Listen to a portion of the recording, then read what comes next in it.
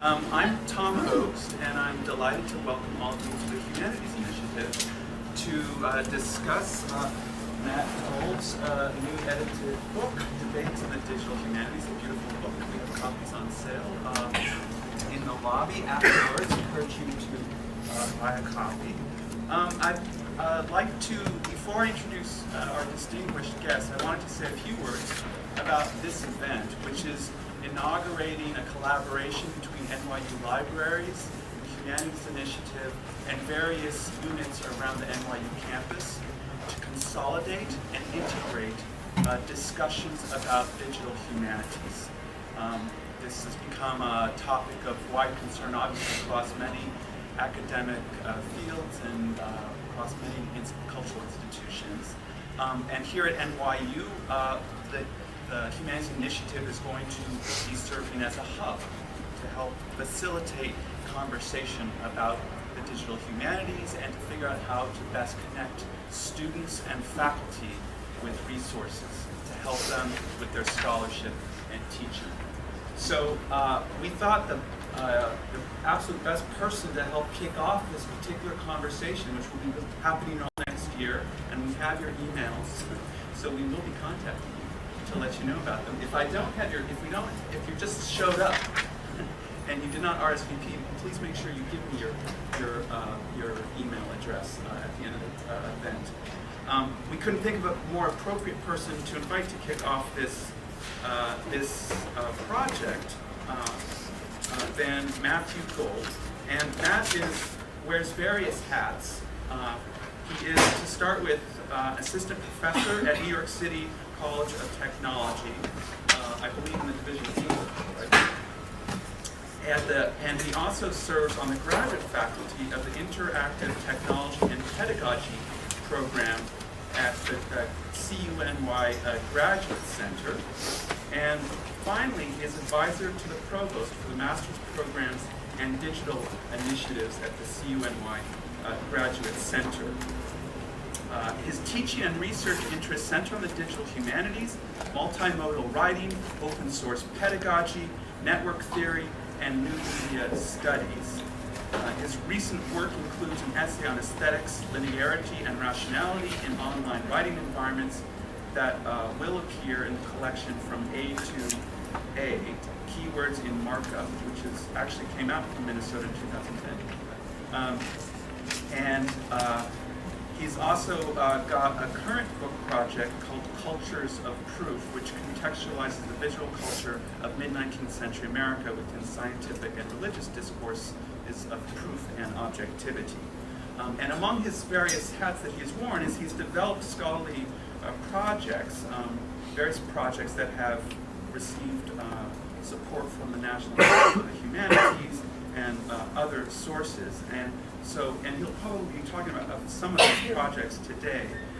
One of these projects is he's the project director for Whitman, the Poetry of Place in the Life and Work of Walt Whitman, which is an experiment in online multi-campus pedagogy that was funded by two digital humanities startup grants from the NEH Office of Digital Humanities.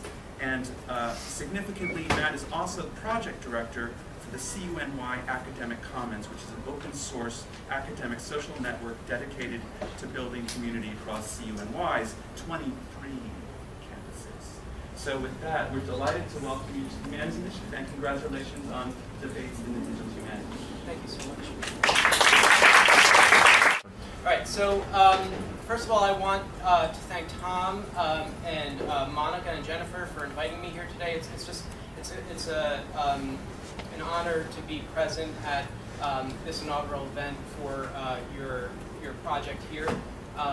And it's terrifically exciting, I can just say, as a member of the digital humanities community within New York City, to see the work that's already been going on at NYU and to see it kind of coalescing in this instantiation. So not only am I excited to be here, but I look forward to working with you as we move forward, I think, as a community. So I was asked to speak here today about, let's say, roughly three different areas. The first being the book and current debates in the digital humanities to help kind of set a context I'm going to try and provide both a broad overview, in some sense, of the digital humanities themselves, but through an example, through using the publication of a book as a way of talking about what the digital humanities is or are. And then secondly, I'm going to be talking a little bit about some of the pedagogical projects that I've been involved in, particularly Looking for Whitman, which Tom mentioned. And I'll be saying more about that. And then finally, talking about some of the administrative work that I've been doing with the CUNY Academic Commons, which is an open source social network for the, we're actually 24 campuses now. We've grown, so we have a new community college. So now we're 24 campuses, and this site is meant to serve all of them and to bring everybody together. So I'll be talking about that a little bit. And we're really hoping today to kind of have interactions and discussions throughout. So my plan is to start off with this discussion of a kind of overview of the book and of digital humanities, and then to stop and have some discussion, and then I'll continue on to the other sections of the presentation. So I want to start by saying that there are two hashtags on Twitter that you might be interested in. One is DH Debates, and that is the hashtag for the book itself, and I'll have much more to say about that in a moment. The other hashtag, and correct me if I'm wrong, this is what I saw Monica using earlier, NYUDH as a hashtag for this event.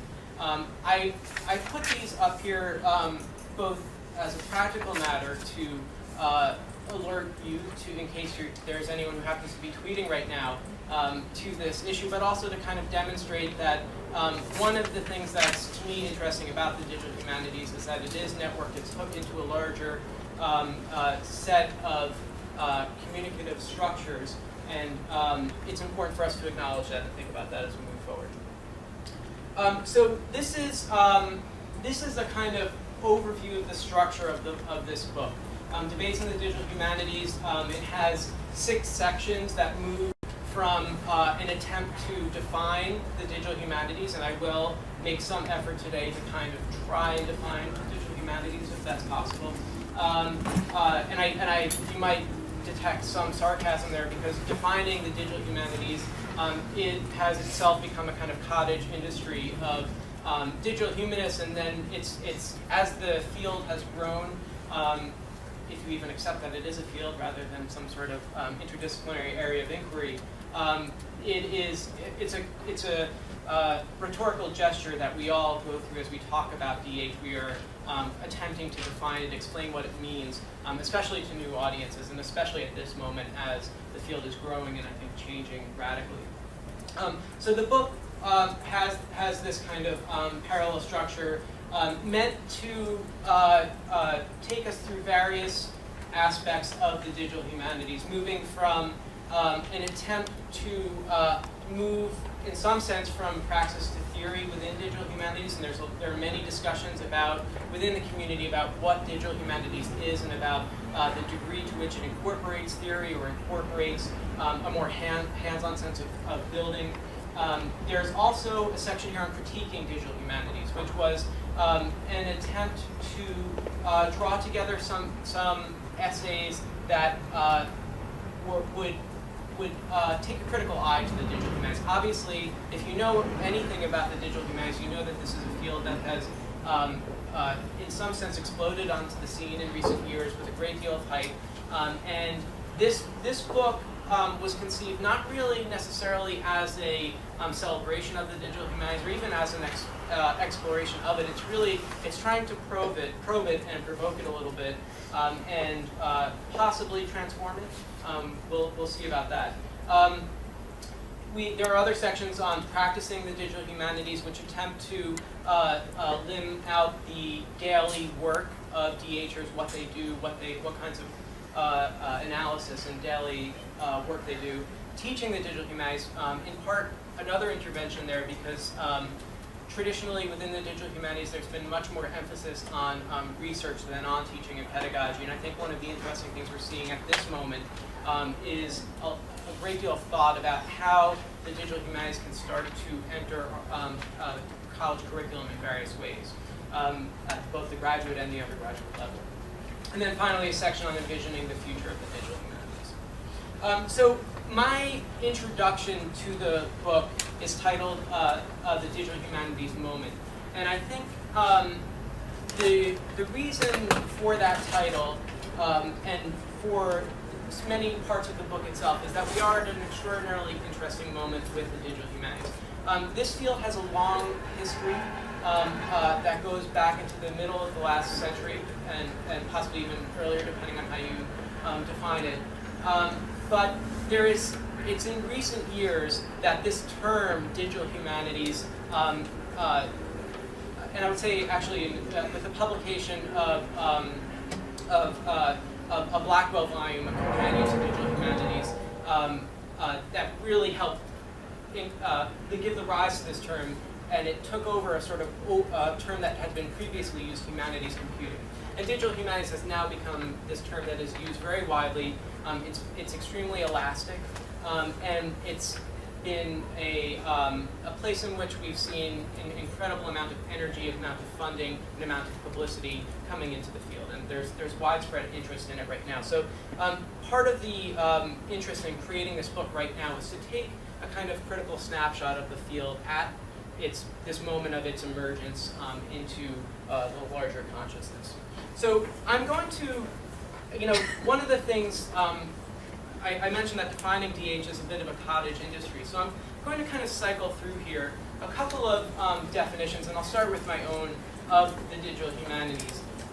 These definitions come from a annual exercise that's only 3 years old, called the Day of Digital Humanities, in which members of the DH community try and blog about their daily lives, what they're doing on that day.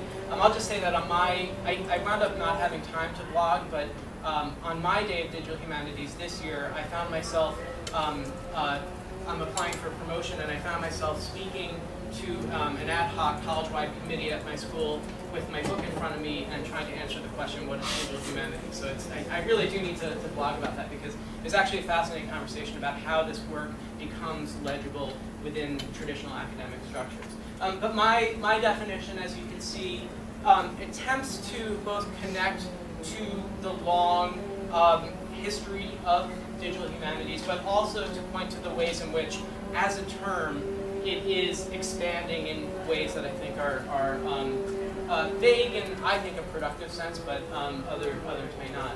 And I do try and point to this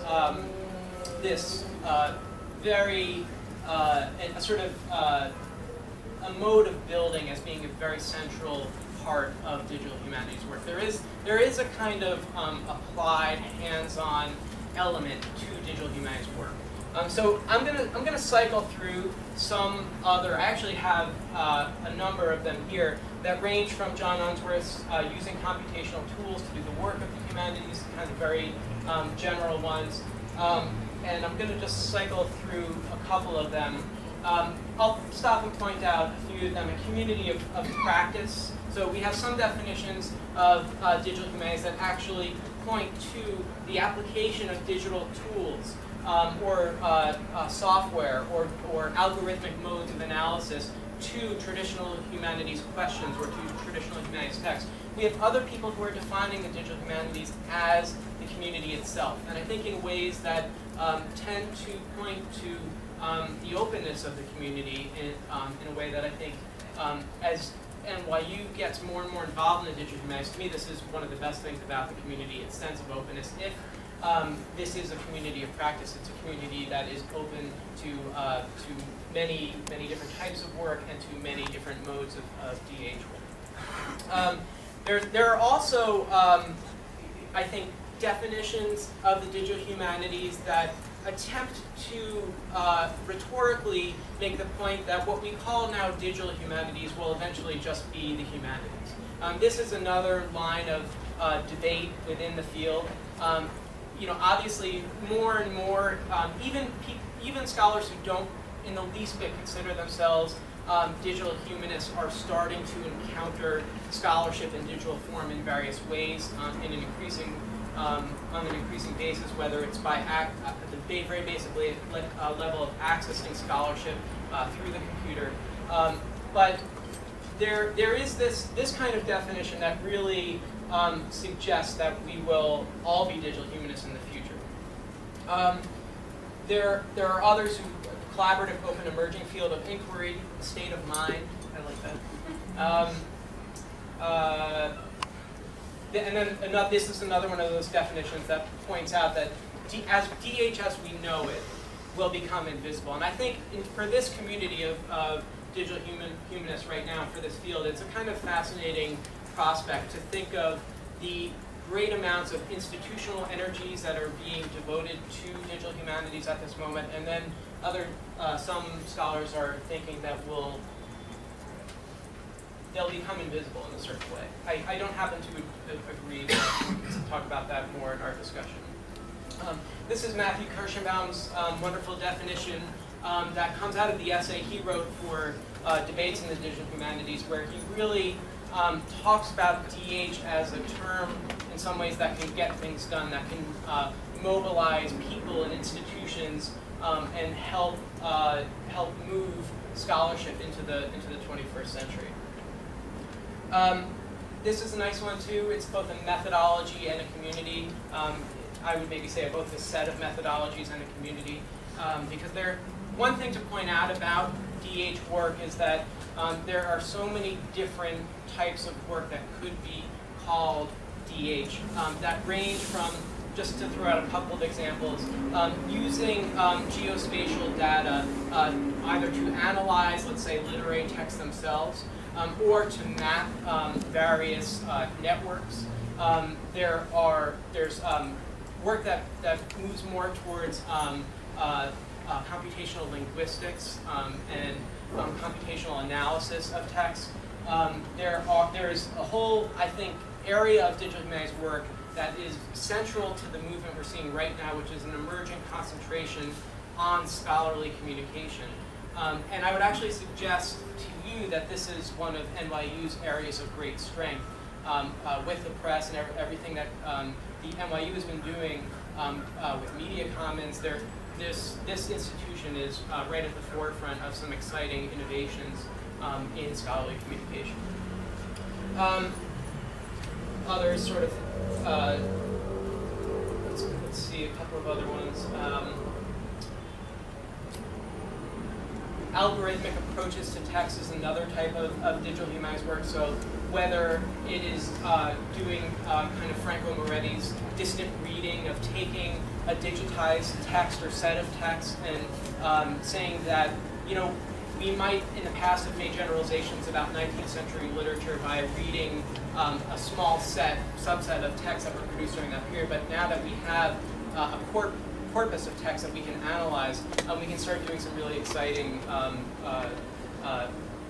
analysis of them by running algorithms over the text and seeing patterns that emerge by pulling back and seeing the distant view. And then we have these kinds of answers that point to the fact that for many DHers, we're at a point where we've been asked to define it so often that we're a little sick, but that's okay.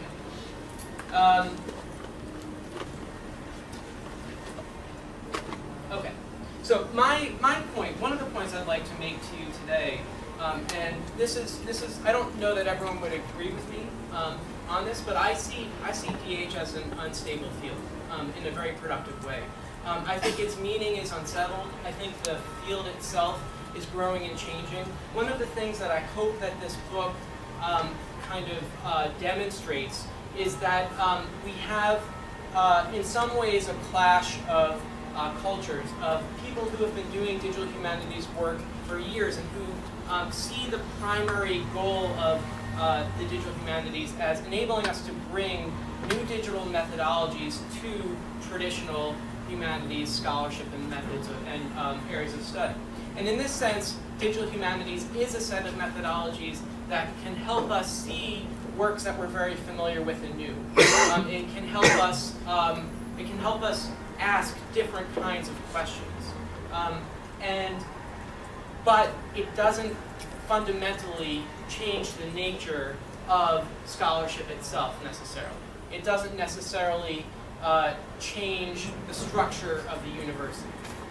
There are others, and I think there are a couple of different kind of insurgent movements within digital humanities. There's a group called transform DH, that is trying to change the nature of digital humanities itself, and asking questions that in some ways might bring us back some years to the emergence of cultural studies, and asking, whose texts are we looking at? What data sets are we examining?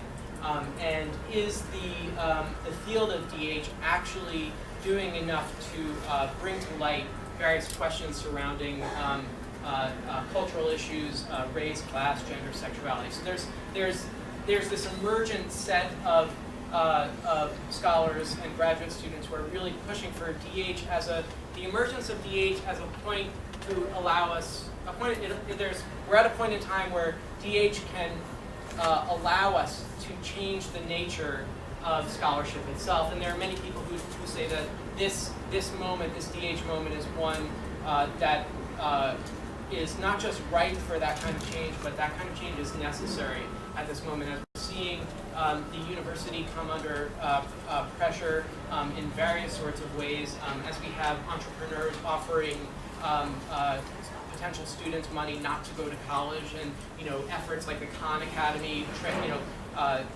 changing the field in very radical ways.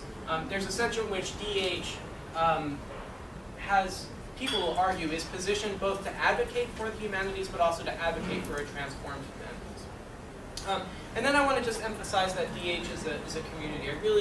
I really do believe that, in my experiences, the digital humanities community, like many scholarly communities, is welcoming.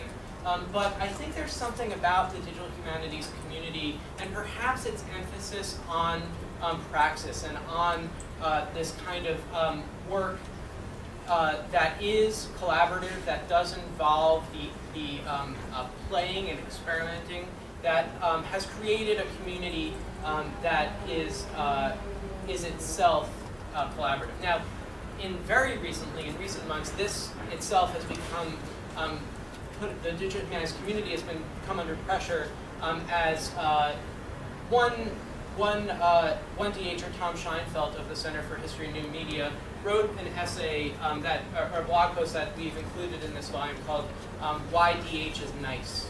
And his argument is that DH is nice because it is essentially collaborative, that you can't do DH alone, you need to be working with other people, and that this has led to a community wherein people help one another. And then there have lately been all sorts of sort of critical examinations of that question, and the ways in which quote-unquote niceness can sort of shield a wide variety of ills. So, but nevertheless, I think DH is a community, and it's one that we see often in spaces like Twitter. Now, it's important to say that not all DHers are on Twitter. For instance, David Hoover, you're there, but you're not really there. And there are others who don't even have an account, right? And that's fine. And we know there are many spaces in which DHers publish and work. But I think it's very fair to say that Twitter has become a locus of the digital humanities community, that people are using the service to, on a daily basis, point out scholarship, conversations to others. And one of the things that's interesting about that is that this kind of work has led to new modes of scholarly publication.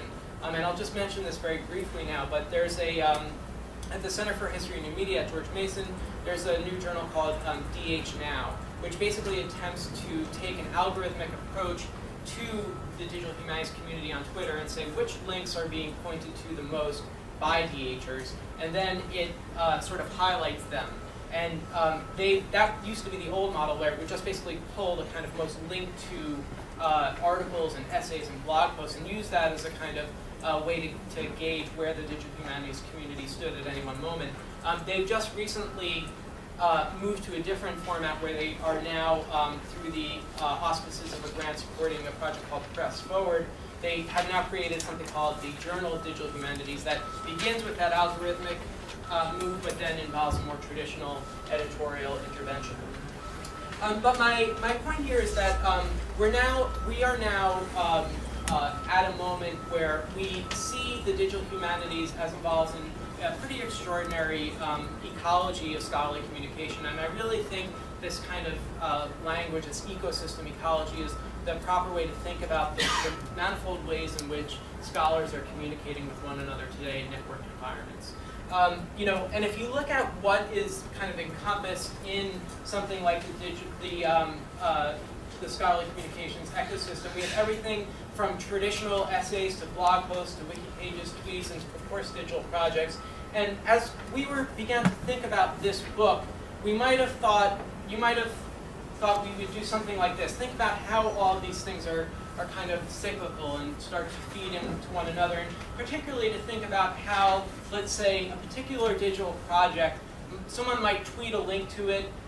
That might mean that someone, based on finding that link, would create a wiki page about it or write a blog post about it. And then, as happened in the book, that a blog post could give rise to a traditional scholarly essay, which would then be published in a form like a book. But the fact is that the DH community right now in this ecosystem looks more like this, a very complex and interrelated system where it's very hard to kind of untangle these things from one another. These various instantiations of or moments of scholarly communication take place in networked events, and all of this is really happening at once. We have tweets winding up in books, and I'll talk more about that in a moment. We have tweets, conversations on Twitter giving rise to conference presentations, giving rise to book projects, giving rise even to book contracts in such cases. I've been told that my participation in the Twitter network was part of the reason why Minnesota wanted me to edit this book. So I mean, we're at a new moment right now. So speaking of moments, there's this issue of there's this issue of why a book? Why this thing for something that is so incredibly networked and that is digital in form? And there are various reasons for that, and some of them involve. And maybe I don't know if that question itself seems strange to ask, why publish a book, but I think right now that is a question that we can and should ask, and I think it's actually certainly a question that presses are asking themselves. But there are many reasons to publish a book still, and among them legibility for the field. There is this moment we are seeing the digital humanities show up in publications like the New York Times. We are seeing it become a subject of conversation around the halls of the academy. But there's still this sense that it needs, in order to be fully legible, I think within the scholarly environment, you do still need books, and books are convenient, provide convenient ways to establish the legibility. And I also think legibility points to the fact that the digital humanities, in part because it is a field that is so diverse, that has so many different types of work and scholars within it, even people who have been within the field, as you saw before, have questions about exactly what it is and how we should define it. So there is a sense in which a book like this can help make the field legible to both itself and to people outside of the field. There's also, I think, an issue of preservation.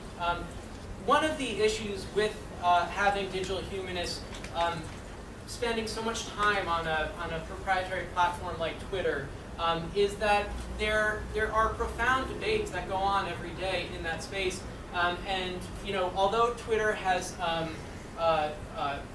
will be giving its data over to the Library of Congress, right now, if you wanted to find out what happened on Twitter 6 months ago and to do some research into Twitter, you have very few options for actually digging into that database. Twitter recently announced a partnership with a private company to allow people to delve into the data. But there's a very real way in which these conversations that are happening in these hyper-network spaces are being lost. And so this book was in part an attempt to preserve at least this moment, to take a snapshot of it. There's also obviously momentum, this sense in which the field is building, and we felt that a book like this could help move it forward, and also transformation, which is why we included these sections on critiquing the digital humanities. Now, this book, I think one of the extraordinary things about this book is that it was basically conceived of, essays were solicited, edited, and published from between MLA 2011 and MLA 2012. So it was basically published in a year. And I'll talk about that more in a little bit, but I first need to say that when I've spoken about this book recently with Doug Armato, who's the director of the University of Minnesota Press, he could only talk about this book as a kind of conjuring trick, because to him, how else could a book like this have happened in this short amount of time? And it was kind of extraordinary. So I'm going to talk a little bit about the process, in part because I think it speaks to the digital humanities itself at this moment. So this book as conjuring trick, we're taking this from The Prestige, which is the 2006 movie by Christopher Nolan about two competing magicians, and in which they describe the three stages of a magic trick, of an effective conjuring trick. The first is the pledge, in which you're shown something that you're familiar with, and you see it, you recognize it, and then there's the turn, when that thing that you know has been suddenly turned, it disappears, it turns into something else.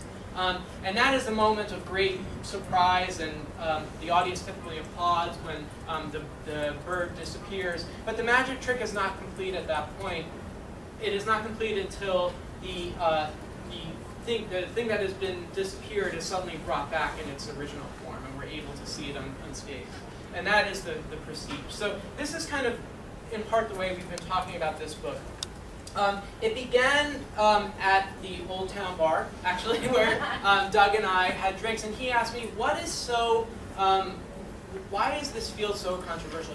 He saw everyone talking about it on Twitter, but he didn't really understand why. He didn't understand why it was so provocative to scholars. And so I kind of rattled off a number of reasons why I thought it was. And this was the kind of the first moment of the pledge, where we sort of said, okay, we actually came up with a plan at the bar that night that we would attempt to publish the book on this in this time frame. And I think it wasn't just to do it. It was that there is a real way in which a book like this were to come out, on a typical academic publishing calendar. It would have taken 2 to 3 to 4 years, and at that point, these debates would not have been important anymore. They themselves would have been transformed to such an extent that the book wouldn't have made the impact that we wanted it to have. So we decided to do this, but the second part of the pledge was gathering the community. And this is how the book ultimately turned out, with 25 new essays, 20 revised blog posts and wiki pages, and 4 republished essays. Basically, we had a very ambitious editorial timeline. We met in December, and I sent invitations to contributors on about December 22nd. And you can see that we went through the entire publication process in a single year. Basically had first drafts of essays by March, and I'll talk about the review that we used in a little bit. But this entire timeline was quite pressure-filled, I guess you can say, and as it was for the press. For the production timeline, all of the work that the press did was accomplished in about 5 to 6 months. So the first part of the turn of taking the digital humanities, this material that was kind of born digitally, was to think about how could we take this field and turn it into a book. And here we initially thought about ways in which the book itself could encompass the various debates that we were seeing every day on Twitter, on blogs. And we, in part, relied on a kind of mashup of old and new scholarly economies. And these might be seen most easily in the peer review process that we use for the book. So I commissioned these essays and they were delivered to us in March. And at that point, well, I should say that my first plan for the book was to have scholars engage in a blind, or that we would put the entire book through a double-blind review. And considering that Kathleen Fitzpatrick, whose wonderful book, Planned Obsolescence, deals with new forms of peer review, and considering the ways in which the digital humanities itself is rethinking peer review as an element of scholarly communication, it just seemed wrong to have the book just simply go through a double-blind peer review. So what we did is we embarked upon a 3-stage peer review process. The first part of it was a semi-open, or you could call it semi-closed, peer-to-peer review. And this was modeled on a couple of other projects that I participated in, one of which did a peer review that was totally open to the public. And this is something Kathleen did in NYU Press did with Kathleen, a totally open peer review. I didn't feel at the point, having already commissioned essays, I didn't feel it was appropriate to ask authors to throw their drafts out onto the web. But we basically had a community peer review in which this site was closed to the public, but all authors could see what was there and could comment on one another's essays. And basically, we had one of the results of this was that authors contributing to the volume had a sense of the volume as a whole from the start, and it would do things like acknowledge one another's work in their footnotes. But the results of this peer review were pretty extraordinary. I think we had an enormous range of conversations. We had some authors going through the entire manuscript and commenting on many essays throughout. Once we were finished with that, we went on to thinking through authors revised their work. We then went through a kind of more traditional publication process, albeit a rushed one. And the book itself, one important thing about it was that it was the traditional publication processes, as far as the press was concerned, were kind of reversed. The book was actually brought to the board before it was even in some ways written, and the board kind of had to approve it on spec and on Doug's promise that it would come through. We then put it through an editorial review, through a traditional blind review by the press, and the entire process was rushed, but I think successful. So there were some limitations to this process. First of all, coverage. There are aspects of the digital humanities that I think we were not able to cover in the book that I think remain provocative ground for the digital humanities community to continue to explore. For instance, I think one of the failings of the book is that it doesn't adequately take account of the digital humanities as a global phenomenon. It is, to some extent, U.S.-centered, although we do have scholars from Britain and from Canada participating. But there are digital humanities communities in Japan and Australia, and given the timelines, we just were not able to cover everything we wanted to cover. We don't have an index or a forward, and the book was on an accelerated copy editing schedule, which I think would put pressure on the press. Then I think there is this issue of representing the ecosystem that I mentioned before. And here we had 25 essays, and we realized that we were not able to cover everything we wanted to. So we began to incorporate elements of the network ecosystem. And I'm going to show you two quick examples of ways in which web-based materials showed up in the book. This first one is a blog post by a graduate student named Trevor Owens, who wrote a blog post about his use of blogs in teaching. And basically, he has a really exciting format for his classes where he basically has a single blog that he uses for his courses and reuses each semester, so that students in his classes are contributing over time to a single project. So he imagines the blog as this kind of husk that is reanimated every semester by a new group of students, and they kind of build on one another. So his blog post showed up in the book, and he then, in this nice kind of meta way, wrote a blog post about the blog post that showed up in the book.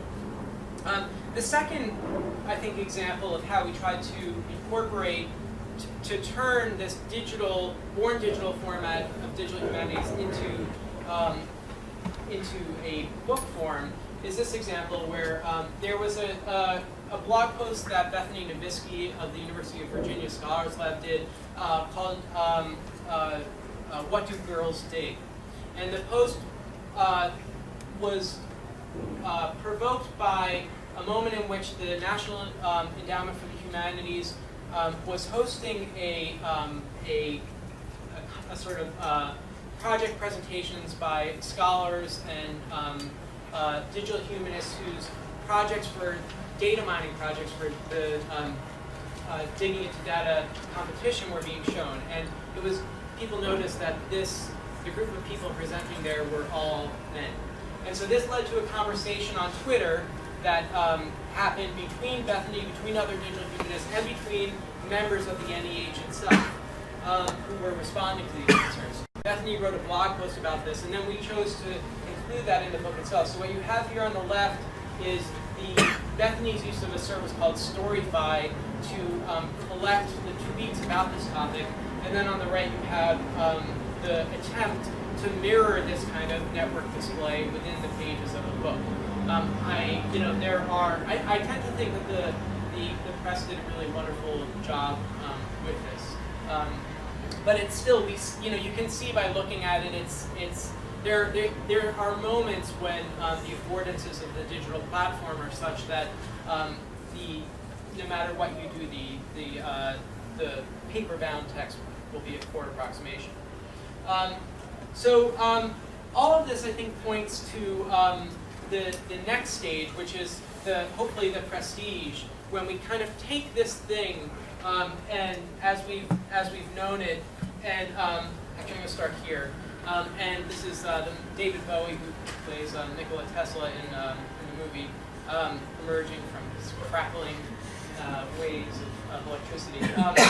When we turn the digital humanities kind of back into itself, back into digital form. And here, I think the thing that we're trying to do in this next stage of the book is to create an open access edition of the book that is not an online edition, but instead is a kind of open access platform for the book. And here, this is something we're working on at the moment. And the goal here is to, instead of just taking the content of the book and taking, say, PDFs of every essay and just slapping them up on the web, which is important and valuable. It's valuable to have content freely accessible on the web, and that is one thing we want to do. But we've chosen to take a more ambitious tack and try and create something like a platform for digital humanities debates. So it will start with a kind of expanded edition of the book that will be that will include the addition of 15 or so new essays that will help to fill in some of the gaps that that came about due to our very compressed publication schedule. But it will also, we hope, turn into something like an ongoing space in which scholars can communicate with one another, in which we can continue to make these debates legible. And what's exciting about that as a kind of publishing venture is that we imagine a kind of ongoing reciprocal relationship between the open access web-based version of the book and various print editions of the book. So if let's say we wind up producing a second edition of the book, then we actually there's new material, we can do smaller runs, maybe based on certain topics. So the press is starting to think of this potentially as something either like a serial publication, or even perhaps going back to this kind of vision of a kind of annual scholarship edition. So we'll see. There's a lot of potential here, I think, for new types of publishing projects that allow us to kind of have both the trick and the prestige at the same time. And that is really what we're shooting for in this next stage of the book, to create an open access edition of the book that really moves into being a platform for the community. So that's what I have for the book. I'd be happy to sort of stop now, see what questions you have, and even talk amongst yourselves. Yeah. Is the open access version going to automatically federate content, or is it all going to have to be affirmatively contributed? That's a great question. So one of the things that I think, one of the points I make in the introduction to the book is that the digital humanities moves quickly. And in the time since we published the book, DH Now, which I mentioned earlier, is this sort of project that aggregates content and publishes it, has come out with this Journal of Digital Humanities. So I don't think we're in a position, or there's really necessarily a need to kind of reproduce that kind of aggregation work that they're doing so well.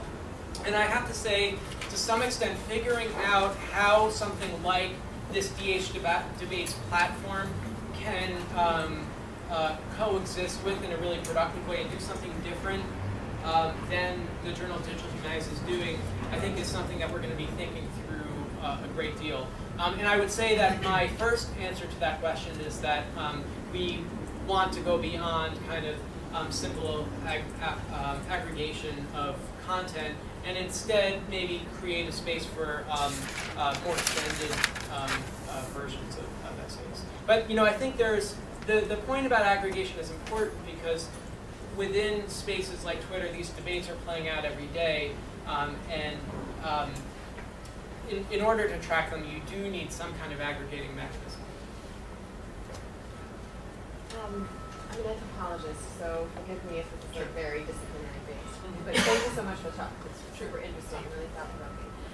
But I wonder if you could just speak a little bit about, I was really interested with what you were saying at the very beginning of your presentation about the anxiety / interest in working through a definition and codifying a definition, right? And I'm just wondering if you could say a little bit more about why there is so much anxiety to codify and define and think through, and why does it become, in your words, what cottage industry in and of itself, right? And I wonder if some of it has to do with this sort of this entrenched notion of incommensurability between these two things, right? And that's where my mind went, and I'm just wondering if you have a comment. Incommensurability between what used to be the humanities, or what is conventionally known as the humanities, or what is known as the humanities in analog context and digital worlds, or if you do or can attribute it to something else, like why is there such interest in defining and codifying and continuing? Well, I think the university is under so much pressure right now in so many different ways that and so we have at one level we have this kind of systematic defunding of education in the public sphere, right? And politicians, communities openly asking why should public money, let's say, be going to a university, or as we just heard, why should private universities be getting public money, right? So these questions are out there and are putting all kinds of pressure on the university to demonstrate its contributions to society in a more public way. So you have that on one side, and then you have the digital humanities, and I honestly think that a lot of the pressure here comes from the height with which DH has kind of ascended. And so suddenly this tactical term, if you want to think about it in that way, that as Matt Kirschenbaum does, this term is out there. There's a way in which it's frustratingly vague, and I think that tends to provoke people. I think there's that. Then there's also, I think, the fact that some digital humanities work does directly challenge traditional notions of scholarship. And just to give you a couple of examples, there are many wonderful essays in this book. One of my favorites is the essay by Steve Ramsey and Jeffrey Rockwell about wherein they try to think through a kind of theory of building in the digital humanities. And one of the central questions they ask there is, how does let's say, the building of a DH scholarly tool differ from an academic essay? And can a tool have an argument? Can it present an argument? So whether or not you would take, say, a tool like Juxta, which is a tool that allows one to compare various versions of text and to see differences between them, that tool cannot have been put together without a very complex notion of the nature of textuality, and I mean, embedded within it are all kinds of arguments. So when you start getting to the point where scholars are starting to put the creation of a digital tool on, a lot of this plays out at tenure and promotion time. Can that count as scholarship? What does that mean? Well, if it's a collaborative work, what did you contribute? A lot of these things kind of put pressure on many of our more traditional notions of scholarship and scholarly work. So I do think that's all there. I would also open up this question to others and see whether others have thoughts about it. Why the digital humanities? Why is there so much angst as we try to define it? I don't know if anyone else has questions. Just one quick comment on that is that there's that argument about whether it's a discipline at all, whether regarding the components of the big show about what has the discipline by itself and the presence of and the PhD programs in digital humanities. So that's sort of calling still the new discipline question versus the other side of the question, which suggests that the digital humanities will just become the humanities and there won't be any discipline. So that's been pretty, at times, a kind of harsh argument back and forth. Yeah. I think there's also a lot of anxiety around, in a sense, the generation divide. Since so many of our students are something more capable of a facility with technology, and much of the professoriate is on the other side of that division. Does not have the capability yet. And the width to which this technology has emerged and is sponsored by universities, etc., I think exacerbates a sense of anxiety about whether we're actually able to engage our students. And I think there are many divides. So in addition to the generational divide, I think to huge gender gap in computer science. I'm sure that's reflected. Anxieties, generation, the gender gap, and also just the traditional science versus humanities. And I would say actually that very issue of gender in computer science and in programming more generally has been the subject of much. One of the essays that you'll see in the book play out is Steve Ramsey, who teaches at the University of Nebraska at Lincoln, wrote a blog post, or it was actually a text of a talk that he gave at the MLA called "Who's In and Who's Out?" And the central question there was, sort of, of course, in a sort of mock way, but he sort of says, in order to be a digital humanist, you have to know how to code. And that, of course, set off a firestorm of debate, and one of the most fiery debates recently surrounded the issue of what happens when women try and code and they enter these environments. And of course, it's there's been a lot of discussion about that, and that's actually an issue I'm trying to have reflected in the online open access edition.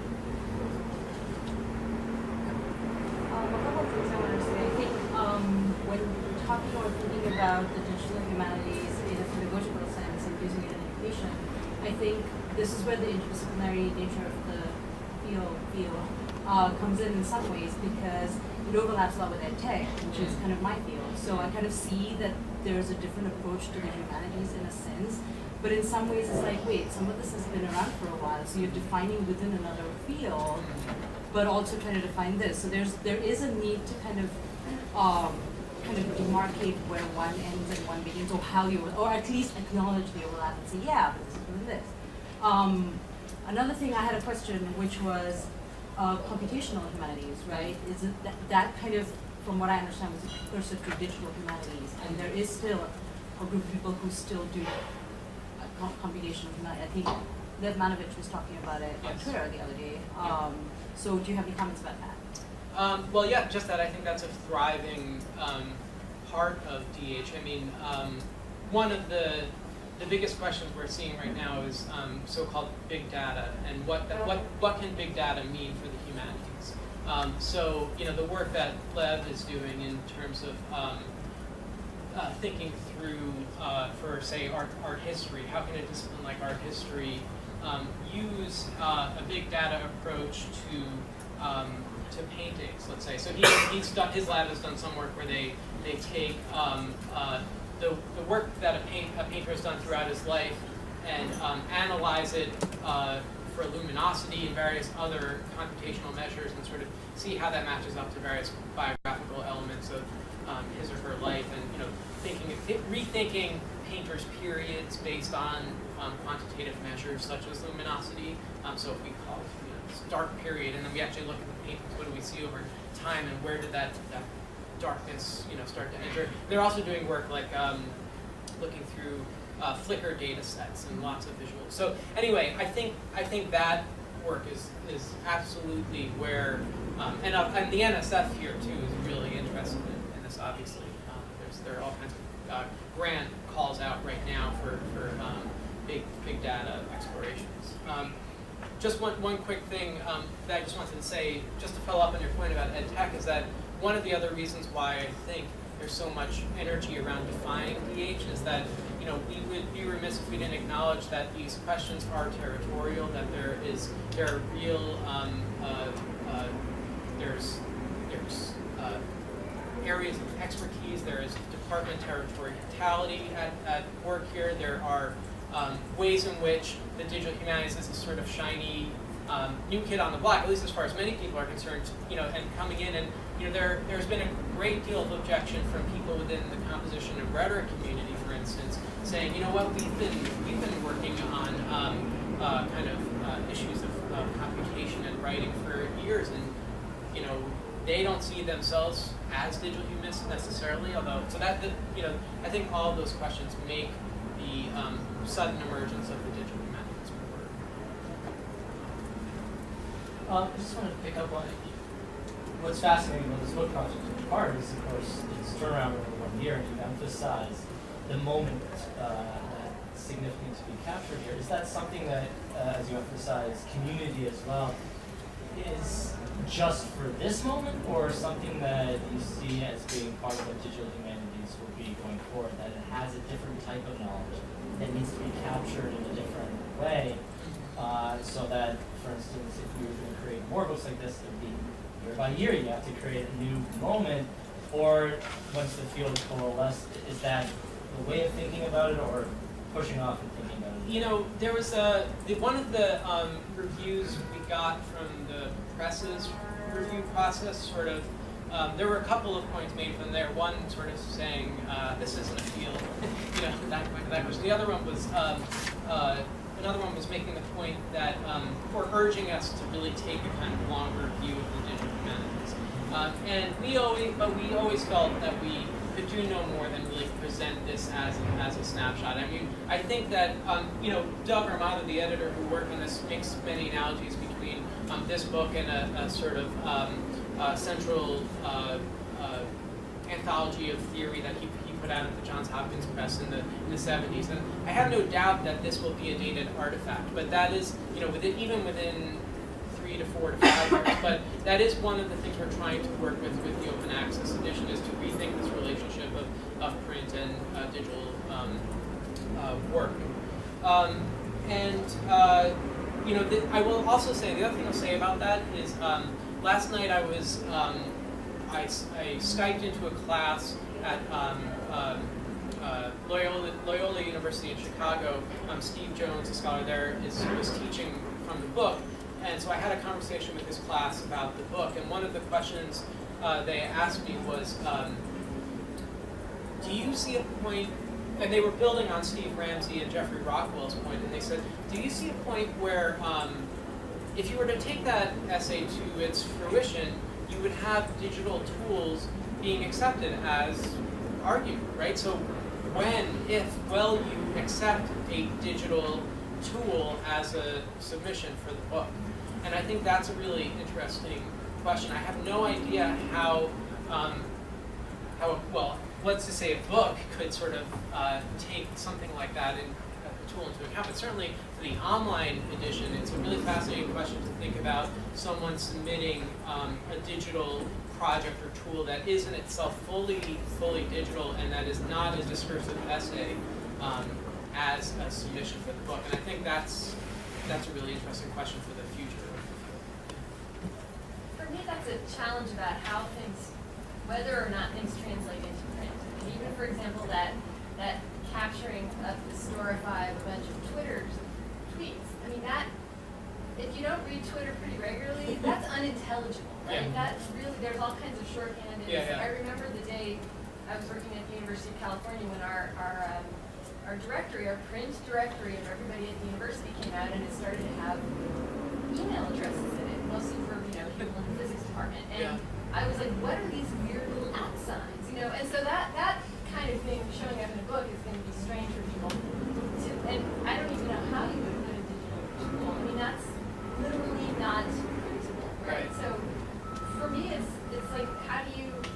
There's a point at which the kind of capturing of the moment in print form is going to lose its usefulness, partly because it simply doesn't translate for much of the audience. So that I love the idea of the sort of iterative cycle of book, web, book, web, book, web. But at some point, it's going to have to be on web. For some of the stuff, it's going to have to be on web. Yeah, I mean, first of all, I love that analogy to that moment of seeing email addresses. I mean, that's great. Because we forget that, right? They become naturalized, and we just don't even remember the strangeness often with which we first encounter them. But I guess, I still think there is a place for print, and I do. I think it's been really one of the hopes we had for this book was that it would speak not just to people within the field. In fact, potentially even not having people within the field as its major audience, but instead would kind of present the vision of the field to people outside of it. And for that, I do think that the vehicle of the book has been very powerful, and that idea of book as event is still legible within our own field. So, but I agree with you. It's a question that is going to become only more fraught as we move forward. I'm going to talk briefly about this project, Looking for Whitman, and in part in the spirit of one of the things, and I may be wrong about this, but I imagine that there are some people here who are maybe new to the digital humanities who are even looking for kind of some examples or advice of what different types of digital humanities projects are, and even if there are questions about issues like funding and grant writing and that sort of thing, I'd be happy to answer them. But I'm just going to start out by giving you a very brief overview of the Looking for Whitman project, and then I'll show you the website, and then I'll take any questions you have. So Looking for Whitman was, I don't even think, honestly, that this is even a typical digital humanities project, especially when it came out in 2008, in part because it is a pedagogical project, and in part because, although I do think that there are more projects like it that have come out since. And the idea behind this project was it began from this kind of central observation, which was that even at a moment of kind of radical connectivity and a radical moment in which we're networked, for the most part, our classes are still within the four walls of our physical classrooms. Even online classes often are locked within the framework of a single class. And what this project tried to do was to take a very directed and thoughtful approach to a subject and have classes connected across institutions using the affordances of digital networks. So we took Walt Whitman as the subject, in part because his life fit so nicely and schematically into various places in which he's lived. He really, there are really three main areas in which he lived. New York, where he from his birth in 1819 to 1861 until the outbreak of the Civil War, he was here in New York. And there's a very particular body of writing that is associated with his life here, from his early journalism to the first edition of Leaves of Grass, that has very strong ties to the particular landscape of Long Island, of Brooklyn, of Manhattan. That work is sort of in and of this place. And then he went down to Washington, D.C., and a lot of his work there, his Civil War poetry, the editions of Leaves of Grass, Drum Taps, this work that is, again, very much associated with the place in which he was. And then we have this sort of late career in the last 20 or so years of his life, in his death in 1891, of living in Camden, of buying his first and only house, and sort of reflecting upon his years there. And so we had these three locations that fit very well into sort of an exploration, a place-based study of Whitman's life and work. And the idea was to create connected classes where each class would be having some assignments together and shared, but the focus of each class would particularly be on that period of Whitman's life. And the idea was to bring all these classes on a central website and have them all contributing in more or less the same space, and to hope that a sort of full picture of Whitman's life and work would emerge. There are a couple of interesting things about this project.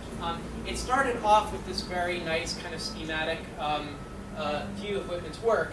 One of the things that happened is that the faculty member we were working with here at NYU, Karen Carpenter, who writes a lot about Whitman in New York, wound up getting a Fulbright to Serbia.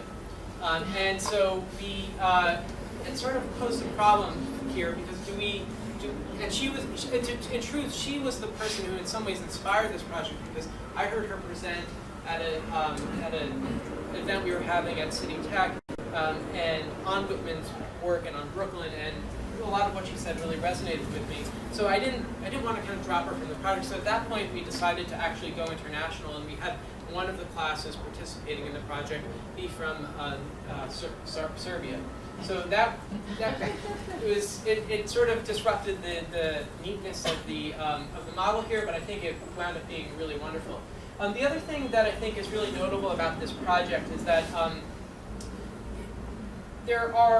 the model that it presents of kind of connected classes across institutions is important.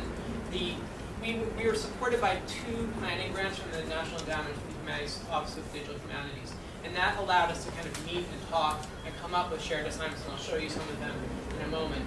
But the other thing that I think is really remarkable about this project is the way in which it brought together students from very different institutions.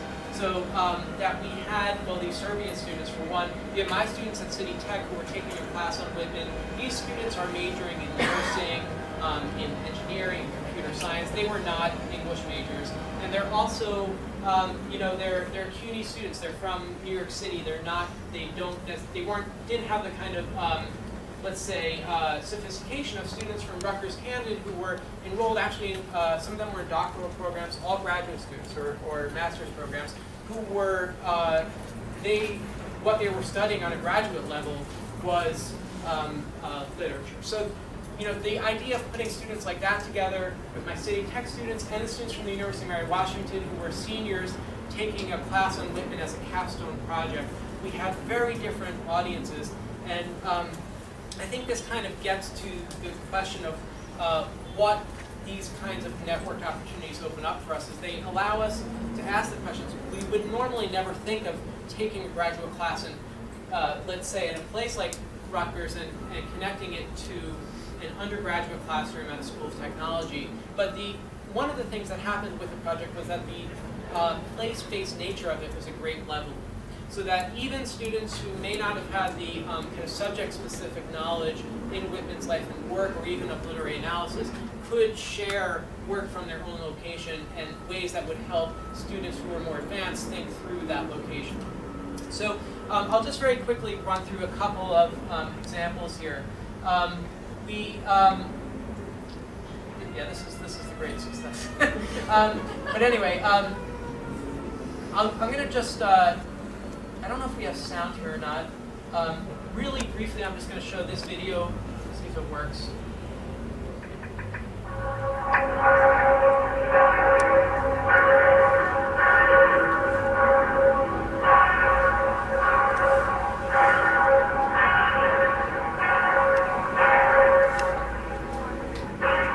My hometown is Novi Sad. Someone once said that Novi Sad is one of the few towns in the world where time stops. I like that.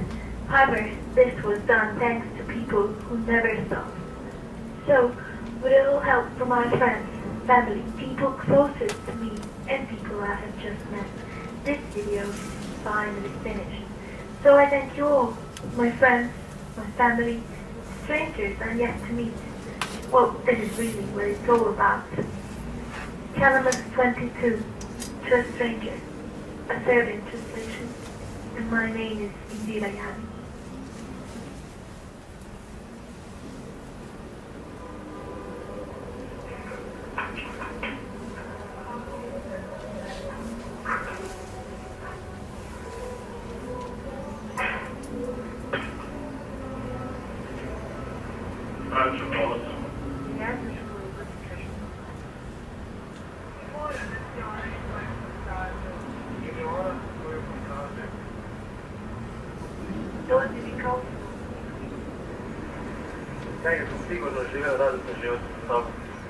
So I'm gonna pause this here and just give you a little bit of background on what it is that you're watching. This was actually Karen's project from her class in Novi Sad, at the University of Novi Sad. And what she did there was her students, she found that some of Whitman's poetry had been translated into Serbian, but the Calamus section of Leaves of Grass, the most frankly sexual parts of the text, had never been translated into Serbian.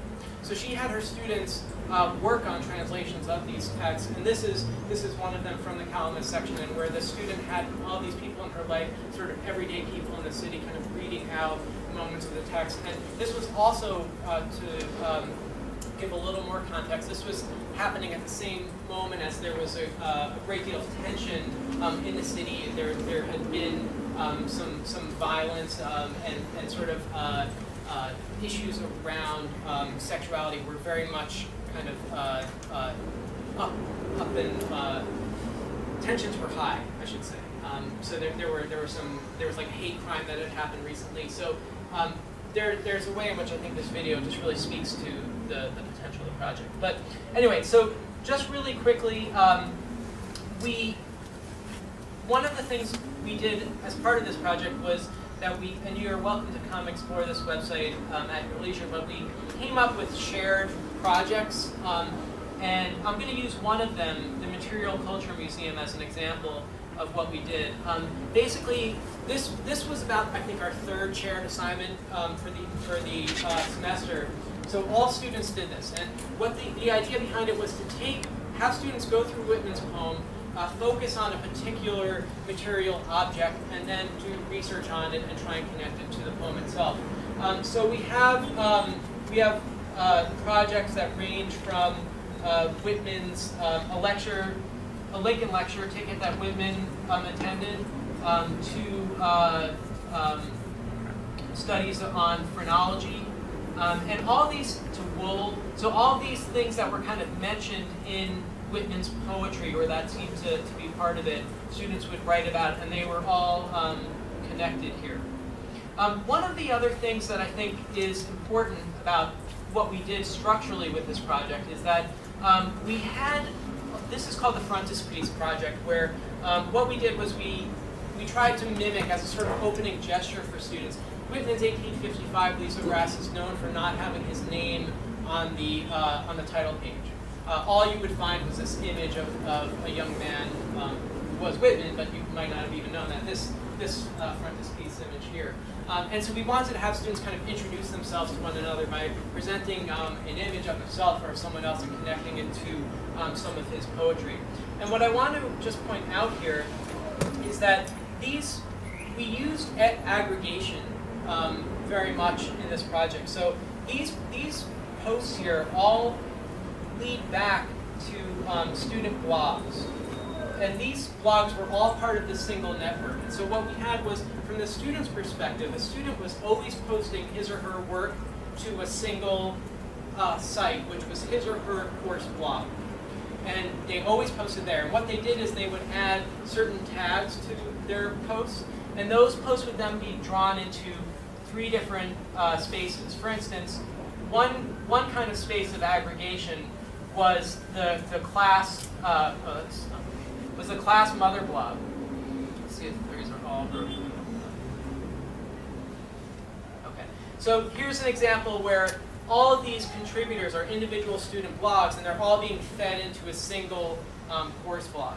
And yet, what's also happening is that when these posts are tagged with particular tags like field trips, so all classes took field trips, those posts would show up in 3 places: on the student's own blog, on the course blog, and also, if the post was tagged with a certain tag like field trip, it would also show up in this communal space that was kind of created on the fly. So here we see posts about field trips from all the classes.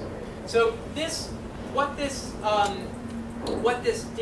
project did was really to play with content and aggregation, and to think about how a student's work could be fed in and through various networks, and in the way in which those networks can be mobilized to present different parts of the project. Now, did we ultimately succeed in creating this kind of fleshed out picture of Whitman's entire career and all of his work? I don't know. I can say that the project as a whole did illuminate various aspects of his career. We know from the students themselves that this diversity of participants was not without its tensions and issues, and that's something we're kind of still thinking through. How can you actually take students from different classes and make them feel comfortable with talking to one another? I just want to say that I think that this kind of model for education is really, there's a lot of potential here.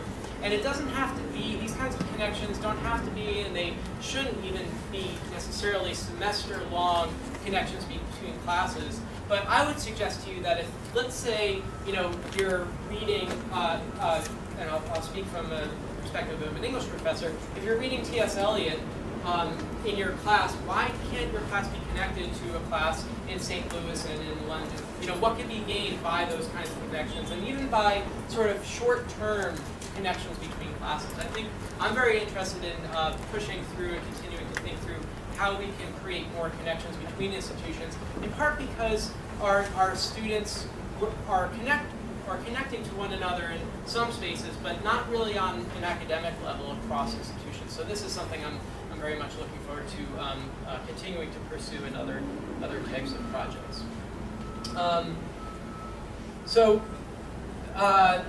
I could talk more about that, but I think maybe I'll just stop there and see if anyone has any questions about this. Yeah.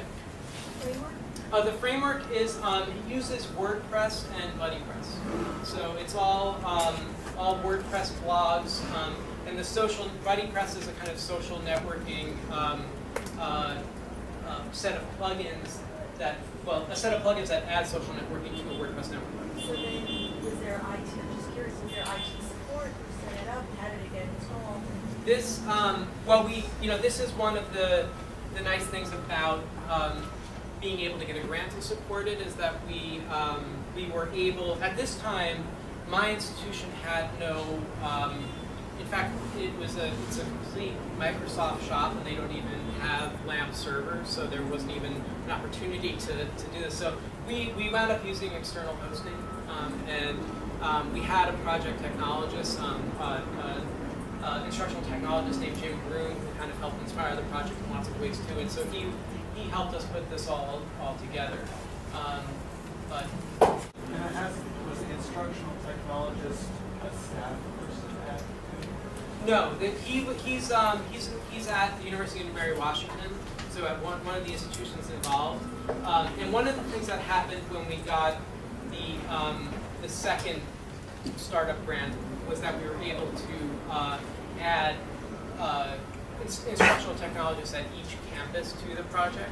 But yeah, they they were all staff members at those institutions. In fact, some of them were students, I have to say too. Some professors kind of recruited some students from their classes who had experience with the platform, and they wound up being paid even small amounts of money to mentor and tutor their classmates. And can I ask you, I mean, having your students log as much as they did, in fact, I mean, did you have formal writing assignments that were not online? Or was the point of having that, in a sense, to formalize more of their writing in the class? Yeah, I mean, I think it differed by campus. You know, one of the classes involved at Rutgers was an introduction to graduate literary study that was sort of made to kind of retrofit the Looking for Women project. And in that class, I think there were definitely more traditional essays and papers that were assigned. For my class, I did wind up, I had students do all of their work in this space, and that was what I was kind of grading them on for their final project. So it was a kind of project-based. You know, there are so many models though for this kind of work. You can have students post essays online. You can have them. I mean, in my own classes now, I'm teaching a graduate class right now where we're having students blog every week, and I think they're doing much more writing than they would do if they were writing just a 20-page paper at the end of the class or something like that. But I think there are as many options in these kinds of situations as there are pedagogical approaches. So it doesn't have to be a kind of either or. Sure. Can I ask one more question? Given that the essay has been the traditional vehicle for scholarly communication in the classroom, at least in the humanities in recent decades, and so, do you instruct them or have them think about the blog as, in a sense, an alternative kind of scholarly form, or how do you teach them? Does it have a format that you can? You know, it's such an interesting question because I tend not to teach them sort of. I mean, I teach them how to use the blog. I try to get them reading certain blogs, but to me, blogs have a very specific history as, you know, if we think back to the earliest weblogs and this is kind of journal-like writing, there's a way in which we might understand blogging as a format is based in informal gestures of writing. But there's nothing specific about the actual structure of a blog itself that necessitates that kind of writing. And in fact, there are plenty of publications. We just created a new journal called the Journal of Interactive Technology and Pedagogy at CUNY. And those are scholarly essays. They're published through a blog. And they have some of the affordances that blogs traditionally have, kind of, you know, share this button so that articles can be tweeted out. They have comments. But in terms of the format itself, they are relatively traditional. They you know, I think it's not quite true to say that, you know, we can just throw essays up on the web and, you know, expect them to read as well as they might on paper. But I'm personally, because I think what are blogs really right now? They're publishing systems. They're becoming some are becoming content management systems, and so there's nothing kind of inherent to the format itself that necessitates certain kinds of writing. Of course, there are conventions, and those are the kinds of things I might teach. Like what I find personally that where students actually need the most instruction is in commenting, and students getting students to comment on one another's work, getting this kind of you know, the biggest difference between the traditional model of having a student submit an essay to one professor and having that one professor read it is that when things are published out in the open or on these online formats, there's an opportunity for all kinds of interactions that I think if we even knew what they would be, it's very hard to teach. And one of the first early experiences I had with using blogs in the classroom, I was teaching a class on Ralph Ellison, and I had a student write a post about the relationship between Invisible Man and some aspect of his biography. and a new biography of Ellison had just been published, and a radio producer for a public radio show wound up commenting on my student's post and asking her to contribute to a forthcoming Q&A with the author of the biography. And she was then drawn into this whole other conversation. As the professor, I wasn't even aware that the new biography was being published. And so, there's this way in which this kind of openness really, you can try to sort of teach some of the conventions, but the best thing about it is the way in which those conventions kind of surprise you and you can invite people there. Just a question about the NIH funding for what part? For doing the collaborative teaching across campuses, or to build this blog as a tool? All of those things. I mean, it was the particular program. It's called the Startup Grants competition, which really is the way that the NEH kind of describes it is as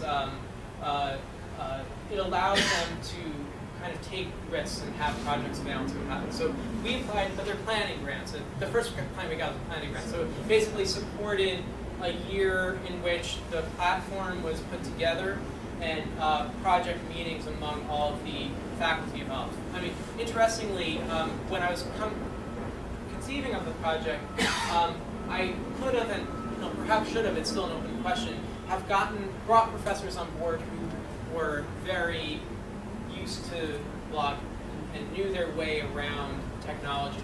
But the thing is, if you're going to ask somebody to teach an entire semester-long course on Walt Whitman, you can't really just get anyone to do that. There needs to be some real knowledge. So we wound up picking professors for the project who were Whitman scholars. And what we then spent the first year doing, in a lot of ways, was kind of training some of them up. Some of them sort of picked it up right away. Others, it was much more difficult. So that first year was really involved a lot of training, involved the creation of the platform, and then this planning, these kind of shared projects. We all sort of planned our courses together. And the thing I think that's the biggest challenge of replicating this kind of thing is that that took a lot of time to have 4 professors sit down and or 5 professors sit down and plan out shared activities. I mean, even things like academic calendars, thinking through how those, one college started its classes a week early, so how that played into this. I do think there are other kinds of lightweight models for this kind of thing. For instance, recently through Twitter, a group of professors did a kind of network reading of House of Leaves, and they all sort of just connected to one another. They just said, hey, I'm teaching House of Leaves, and they wound up having some shared assignments and using a shared space to have students interact with them. So I think this represents a kind of a demonstration of particularly a project that I think would be a heavy lift if it weren't grant funded, but I think there are other options now for doing a kind of more limited or version of it. Yeah. So, in some ways, getting back to what you talked about with why a book before, what's the persistence of this now? Persistence of the content, persistence of the platform, persistence of the model? Yeah. That question is interesting on a number of levels.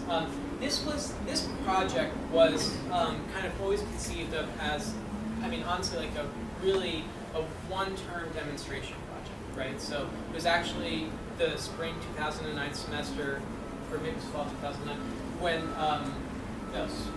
spring 2009, where all these classes sort of met up, and in part, it's now I think serves as a kind of demonstration of this kind of network pedagogy. As we see, there are still issues, right? There are pages that, oh boy, that script isn't working there, we need to fix that.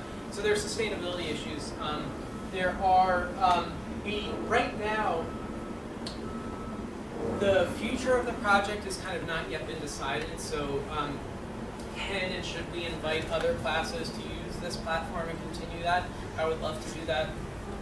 I recently, one of the things that was interesting was, even from a very practical standpoint, this gets back to the server, who's gonna pay to keep this site up? And one of the things I did was I used grant funding to purchase 10 years of hosting. And that, even doing that though, is an issue, because if your grant period ends at a certain time, you have to really explain why it's necessary to extend the life of the hosting contract beyond that point. Thankfully, the NEH is increasingly thinking through these kinds of sustainability issues. So they were able to write a very nice letter, just sort of, kind of helping me convince the CUNY Research Foundation to extend the contract. But I think actually, I don't know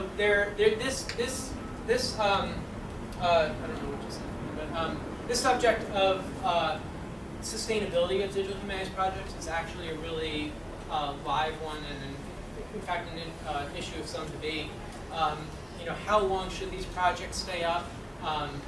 Who's going to pay for them to stay up? I mean, these are real issues, and ones I think that haven't really been fully decided, especially right now because we're in a period in which so many people are experimenting with new methodologies and new methods of presentation. So, I don't know. Yeah, do you want to? Two quick comments. One, the ones that seem to be in most danger actually are the extraordinary personal effort sites that you once in a while get, or the extraordinarily good site. There was a fantastic imaging site done by a public servant in England, originally posted in Birmingham, and now it's disappeared. I used it in an essay that's supposed to come out of MLA's first all-digital publication, but between the time I wrote my essay and now, it's gone. So that really is distressing to see it happen to a site that is absolutely excellent. But the second question I wanted to say was, it's easy to see the positive sides of this. Say your example where you're doing essentially in your class you're doing essentially all writing with blogging, and I'm sure you're right that you've got a larger amount of writing. Do you see any? I don't want to put it so it doesn't sound curmudgeon. Let it sound curmudgeon. Yeah, go ahead. Yeah. Pretend I'm even more curmudgeon than I am. Okay. Are there drawbacks to that kind of writing? Do you lose? Are there losses as well as gains? Yeah, I mean, what do you do with what is this? This kind of excited tweet Whitman. I mean, to me, this. I mean, it's a really fraught question, and it really, we have in this project we have moments of enthusiasm like that, and then we have we have this work like this in search of Wendell Slickman, which was like a 30-minute video that the students put together about a figure who's a kind of mashup of Walt Whitman and Elvis Presley. An extraordinary amount of effort and interest. Now, I think to me these questions come into focus when we start talking about, let's say, scholarly contributions.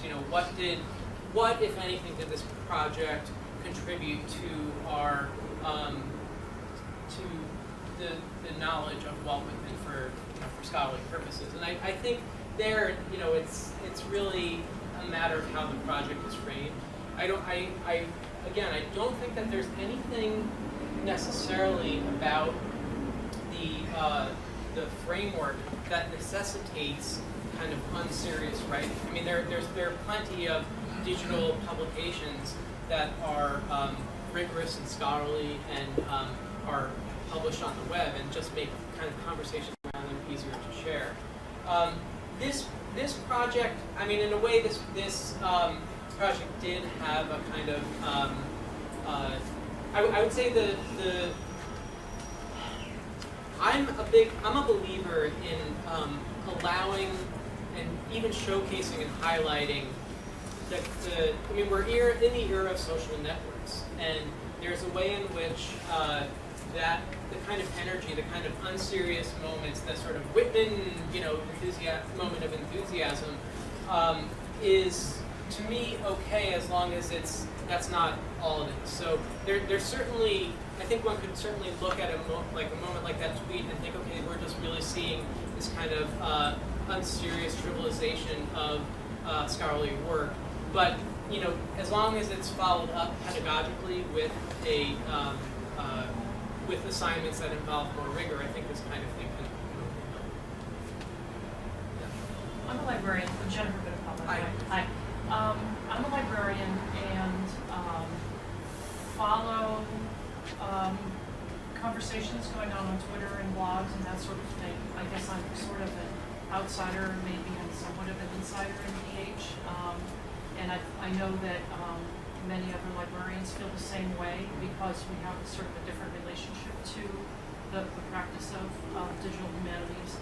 And I'm just wondering if you could say something, if you have something to say about getting back to the question of questions around hosting, around archiving and preserving. What would effective partnerships feel like or look like with libraries, and where can we help? That is a great. It's a great question. It's a large question. Yeah. I mean, from my perspective, as someone coming from outside of the libraries, I mean, there's such a rich tradition within the digital humanities community of relationships between digital humanities centers and programs and libraries. So just from the fact that many of the most prominent digital humanities centers, like let's say the Scholars Lab at the University of Virginia, are housed within libraries.